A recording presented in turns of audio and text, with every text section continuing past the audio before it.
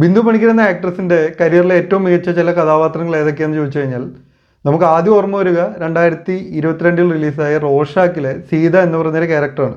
കാരണം ഇപ്പോൾ റീസെൻ്റ് ആയിട്ട് അവർ നമ്മൾ ശരിക്കും ഞെട്ടിച്ച ഒരു കഥാപാത്രമായിരുന്നു അത്. പിന്നെ മറ്റൊരു കഥാപാത്രം ചോദിച്ചു കഴിഞ്ഞാൽ നമുക്ക് ഓർമ്മ വരിക 2001 റിലീസായ സൂത്രധാരൻ എന്ന സിനിമയിലെ ദേവുമ്മ എന്ന് പറയുന്ന ആ ഒരു ക്യാരക്ടറാണ്. അതും ആ ഒരു ടൈമിൽ അവരുടെ കരിയറിൽ അതേവരെ ചെയ്യാത്ത തരത്തിലുള്ള ഒരു ക്യാരക്ടറായിരുന്നു. പിന്നെ അവർ ചെയ്ത ഒരുപാട് കോമഡി കഥാപാത്രങ്ങളുണ്ട്. അത് മറ്റാർക്കും ആ രീതിയിൽ ചെയ്യാൻ പറ്റാത്ത രീതിയിൽ ചെയ്തു വെച്ച ഒരുപാട് കഥാപാത്രങ്ങളുണ്ട്.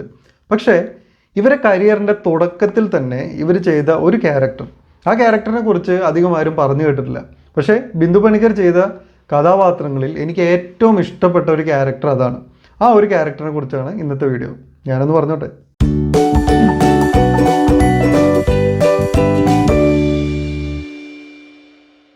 ഈ ഒരു ക്യാരക്ടറിൻ്റെ പേര് വനജ എന്നാണ്.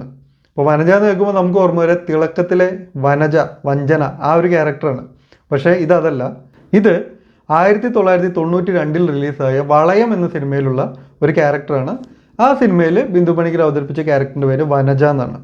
ഈ സിനിമ എഴുതിയിരിക്കുന്നത് ലോഹിതദാസാണ്, സംവിധാനം സിബി മലയിൽ. സോ ഈ ലെജൻഡറി കോംബോയിൽ വന്ന ഒരു സിനിമയാണ് വളയം എന്ന് പറയുന്ന ഒരു സിനിമ.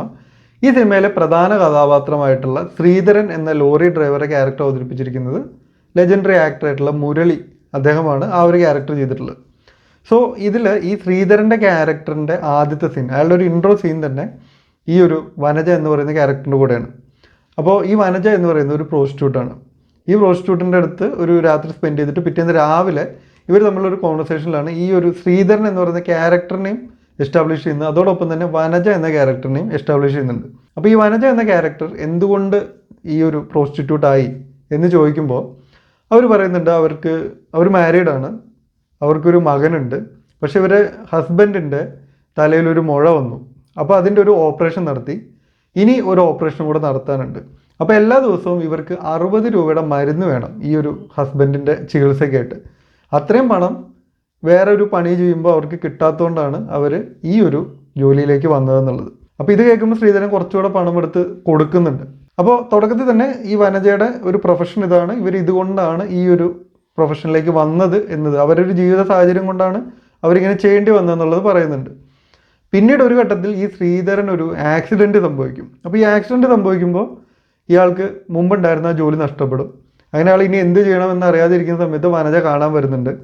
അപ്പോഴും വനജയോട് ഇയാൾ ഭയങ്കര റൂഡായിട്ടാണ് പെരുമാറുന്നത്. അപ്പോൾ ആ സീനിലൊക്കെ നമുക്ക് ഈ ശ്രീധരനോട് കുറച്ച് ദേഷ്യം തോന്നും.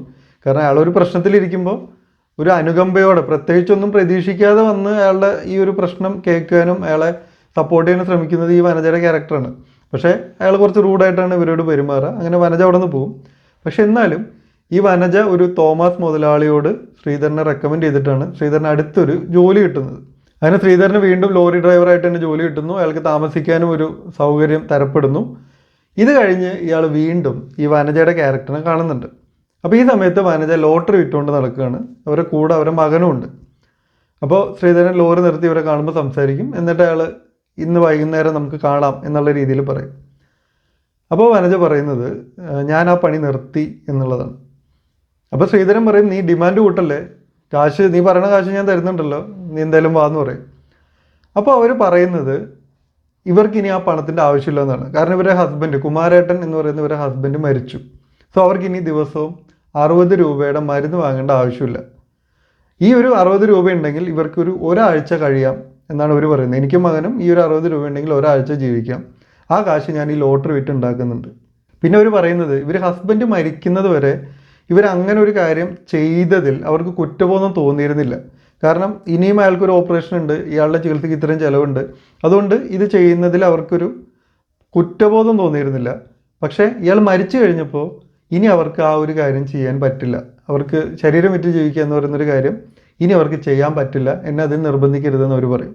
അതോടുകൂടി ശ്രീധരൻ വല്ലാതെ ഇമോഷണൽ ആവും. എന്നിട്ട് അയാൾ പണം കൊടുക്കും. അപ്പോൾ വനജ പറയും, ഞാനിനി നിങ്ങളുടെ കയ്യിൽ നിന്ന് പണം വാങ്ങില്ല, എനിക്കിനി നിങ്ങളുടെ കയ്യിൽ നിന്ന് പണം വാങ്ങാൻ പറ്റില്ല എന്നുള്ള രീതിയിൽ പറയും. എന്നിട്ട് അവർ പറയുന്നത്, ഞാൻ ലോട്ടറി ആണല്ലോ വെക്കുന്നത്, അപ്പോൾ നിങ്ങളൊരു ലോട്ടറി എടുക്കുക, നിങ്ങൾക്ക് ഏതെങ്കിലും ലോട്ടറി അടിച്ചാലോ എന്ന് പറഞ്ഞിട്ട് ലോട്ടറി ഇയാൾക്ക് കൊടുക്കുകയാണ് അവർ ചെയ്യുന്നത്.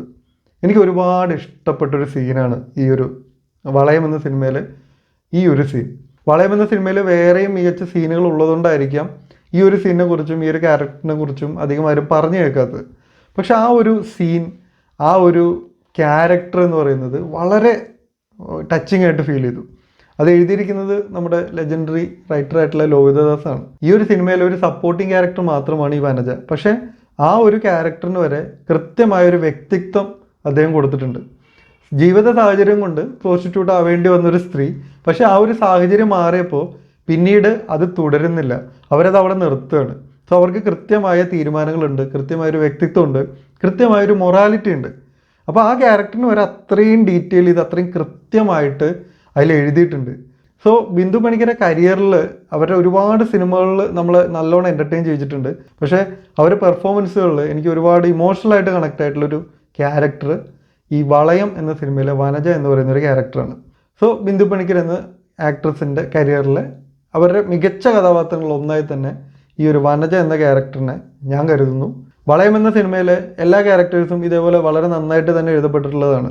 സോ നിങ്ങൾ വളയം എന്ന സിനിമ കണ്ടിട്ടില്ലെങ്കിൽ ഒന്ന് കണ്ടു നോക്കുക. സിബി മലയിൽ സിനിമകളിൽ പൊതുവേ കാണപ്പെടുന്ന ഒരു ലാളിത്യവും ഒരു ഫീൽ ഗുഡ് ഫാക്ടറും ഇതിൽ കുറച്ച് കുറവാണ്. ഇത് കുറച്ച് പരുക്കനാണ്. കാരണം ശ്രീധരൻ എന്ന് പറയുന്ന ക്യാരക്ടർ അത്തരത്തിലുള്ളതാണ്. പിന്നെ മനോജ് കെ ജയൻ്റെ ഒരു വില്ലൻ ക്യാരക്ടർ ഉണ്ട്. നമുക്ക് കൈ കിട്ടിക്കഴിഞ്ഞ ഒരെണ്ണം പൊട്ടിക്കാൻ തോന്നുന്ന ടൈപ്പിലാണ് ആ ക്യാരക്ടർ എഴുതിയിരിക്കുന്നതും അത് പെർഫോം ചെയ്തിരിക്കുന്നതും. സോ ഇനി ലോഹിതദാസ് സിനിമകളിൽ ഇതേപോലെ ശ്രദ്ധിക്കപ്പെടാതെ പോയ പക്ഷേ നന്നായിട്ട് എഴുതപ്പെട്ട ക്യാരക്ടേഴ്സിനെ ചേർത്തൊരു വീഡിയോ ചെയ്യണം പ്ലാൻ ഉണ്ട്. അതേപോലെ നിങ്ങൾക്ക് ഞാൻ ഏതെങ്കിലും ടോപ്പിക്കിൽ വീഡിയോ ചെയ്യണമെന്നുണ്ടെങ്കിൽ ആ ടോപ്പിക്കുകളൊന്ന് കമൻറ്റ് ചെയ്യുക. ഈ ചാനലിലെ മറ്റു വീഡിയോസ് കണ്ടുനോക്കുക. സോ അടുത്ത എപ്പിസോഡിൽ മറ്റൊരു കാര്യം പറയാൻ വേണ്ടി വരാം. Thank you for watching.